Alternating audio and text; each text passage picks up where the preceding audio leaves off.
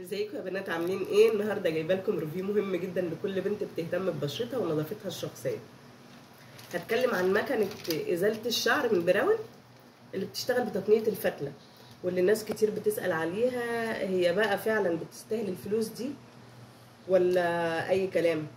وهي فعلا فارقه عن الفتله اليدويه ولا ايه؟ هنعرف كل التفاصيل دي بالتفصيل في الفيديو. تابعوا معايا لاخر الفيديو وانت تعرفوا كل حاجه عنها. بقى يا جماعه بنفتح المكنه دي، شكلها شيك جدا جدا جدا، بس انا شايله الشحن بتاعها هناك اهو. هحط طبعا شغاله بيها. بصوا شكلها. هنفك دلوقتي، نطلع بس علشان هعرفكم فكها وتركيبها من الاول للاخر. معلش اصبروا معايا بقى شويه. وبيجي معاها كتيب تعليمات صغير، بس عيالي ضيعوه الحمد لله. وهنا دي الفتله الخاصه بتاعها. هي بتبقى في خيط تجيبوه من عند اي حد لو خلص، يعني بيبقى اسمه خيط حرير. ومعاها هنا البودر بتاعها. البودر دي بتحطيها على وشك عشان تظهر الشعر. عامله زي بودره الاطفال كده. بس يا جماعه نصيحه مني، الواحده اللي بشرتها حساسه تعملها الاول على الحته اللي تحت الدقن دي علشان ما تعملهاش التهابات. وهنا السلك بتاعها كمان يا جماعه. هي بتشتغل على طول. بصوا في مكن بيشتغل بالشحن، يعني نشحنه الاول وبعدين تشتغل، لكن دي بتشتغل مباشر على طول على الكهرباء. هنا هعلمكم ازاي نركب بقى الخيط. بصوا في هنا بكرتين كده بيلفوا، ماشي. طرف الخيط اهو هنلفه هنا اهو.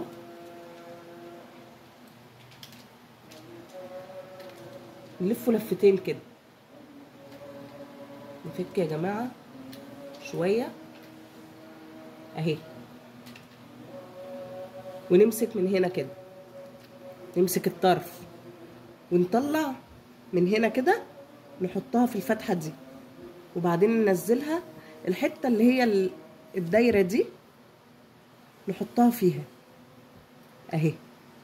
وبعدين نرجع نحطها في الفتحه دي، وبعدين نلفها تاني على البكره التانيه اهي. احنا ماسكين من الطرف ده ومن الطرف ده اهو، ونرجع نقوم قافلين بقى.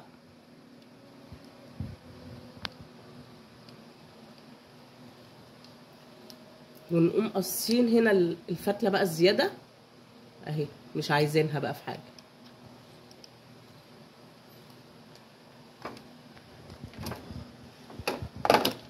اهي. ثواني يعني بس الخيط علشان العيال بيلعبوا بيه فهيضيعوا.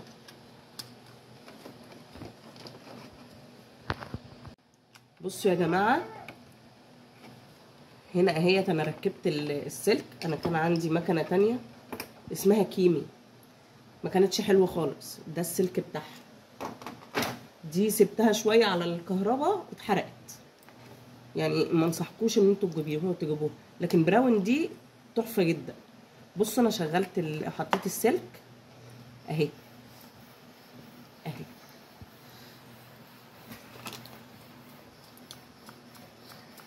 بصوا في شعر هنا عند الصوابع اهي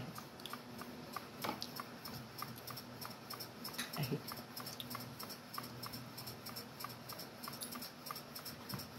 ثواني كده مش هتلاقوا اي حاجه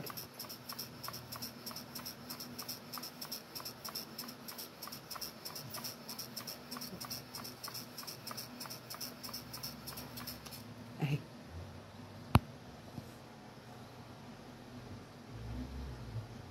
فرق شاسع. دي انصحكم بيها جدا. اولا شكلها شيك، صغيره في الحجم، تقدري تشيليها في الشنطه بكل سهوله. الاستخدام بتاعها بسيط بس محتاج ان انتوا تتعودوا عليه. بتركبي الخيط في المكان المخصص ليها وتشغلي الزرار بتاعها وهي بتشتغل بحركه مشابهه للفتله العاديه خالص اللي انت بتعمليها يدوي. انا عن نفسي اول مره استخدمتها كنت متوتره بصراحه جدا يعني، بس تاني مره حسيت ان الموضوع بقى اسهل بصراحه. المكنه بتشيل الشعر من الجذور كويسه جدا، جربتها حوالين بقي والدقن وخدي، بامانه النتيجه مرضيه جدا. بس لازم تمسكي المكنه بزاويه لاتجاه الشعر، يعني الشعريه لو نازله لتحت بتشغليها من تحت، وما تقعديش بقى على نفس المكان كذا مره كده عشان ما يحصلش تهيج للبشره، وبالاخص لو بشرتك حساسه قوي. لو قارنتيها بالفتله اليدوي هي طبعا اسرع وانضف، ومش هتحتاجي تستني في الكوافير ساعات. لو مقارنه بقى بالشمع، الشمع اولا بيعمل تهيج في البشره، بيعمل ترهلات في البشره. بصي ما انصحكيش بيه، ممكن تعمليه على جسمك، لكن ولو عايزين اعمل لكم ريفيو عن الشمع للجسم هعمل لكم، لكن ما انصحكيش بيه ولا الوش ولا الرقبه ولا طبعا الاندر ارم ولا البكين. ولو انت بشرتك حساسه بعد ما تعملي بيها ممكن تحطي مثلا تمشي على بشرتك الجل الوفيرا، ممكن تمشي تلجاي على بشرتك، لكن شمع مش ناقصين بقى تلزيق والكلام الفاضي ده. اما بقى المقارنه بتاعها هي والشيفنج، هي الشيفنج لناس اللي عايزه حاجه حل سريع، لا هي الشيفنج شغاله يعني، لكن الانضف والاحسن واللي بتطول في الوقت لا المكنه دي. علشان بس هكون صريحه معاكم، هي مش كلها مميزات، هي فيها شويه عيوب كده يعني. اول حاجه الصوت بتاعها عالي سيكا وهي شغاله، اللي بيتضايق من الصوت، بس هي مش قوي يعني. الصوت بتاعت براون بالذات مش قوي، صوتها محتمل للجميع يعني.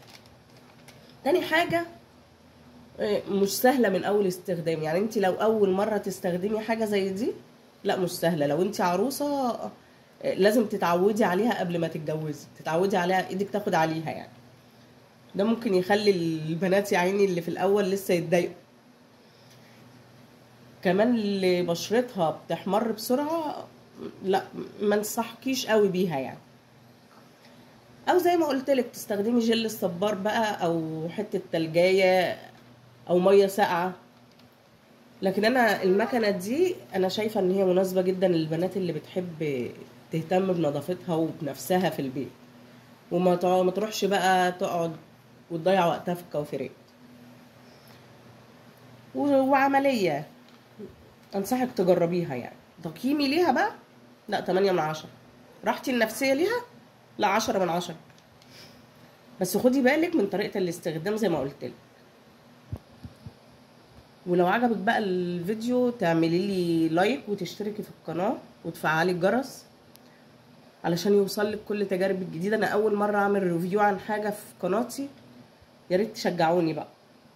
بس المكنه دي لو جربتيها يا ريت تكتبي لي كومنت وتقولي لي رايك فيه لو حبيتيها او لا يعني. واشوفكم في فيديو جديد يا حبايبي مع وصفه نونه. يلا باي باي.